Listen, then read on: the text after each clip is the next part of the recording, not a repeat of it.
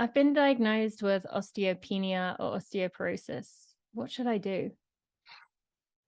So interestingly, the term osteopenia is actually overused from an official sense. Osteopenia doesn't exist in anyone under 50 years old. But I mean, I used to lecture on that inappropriately and incorrectly. Those over 50 may have osteopenia, which is early bone density loss, or osteoporosis, which is formal full bone density loss, based on their T scores on their DEXA scan.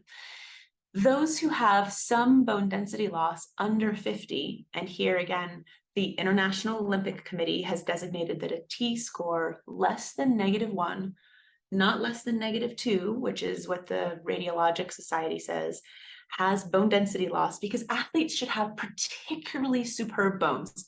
Because we know that weight-bearing exercise creates a stimulation along the bone due to the bearing of force that says, hey, you're being needed right now, get stronger because we've got things to do. So athletes should have particularly fine bones, and by fine, I mean excellent, not brittle.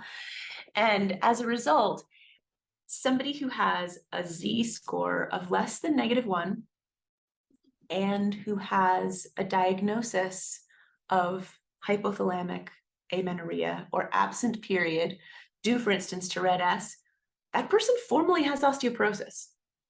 It's not going to be named on the report because the radiologist doesn't have access to your full clinical history.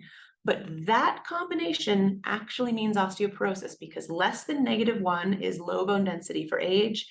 And then if you add a secondary cause like absent period, the combination means osteoporosis. I frequently upregulate people's diagnoses when I actually put the pieces together, and it can be quite shocking and a little alarming.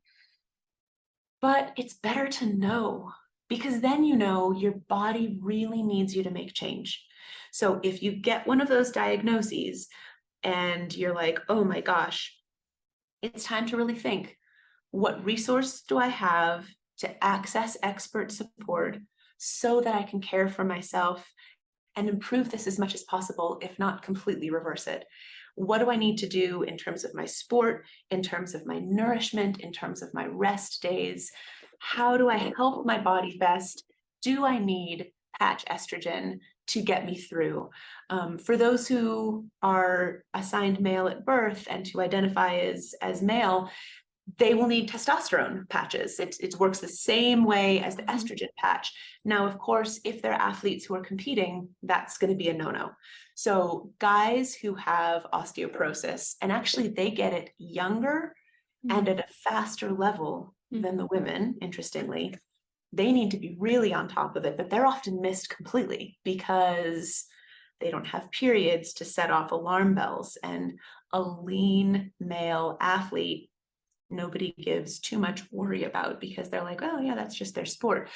But they should be having bone density tests done as well, and they need to have the same reset about, what do I need to give my body and where do I need hormonal support if that's legal for what I'm doing. Thank you so much. Such an important one.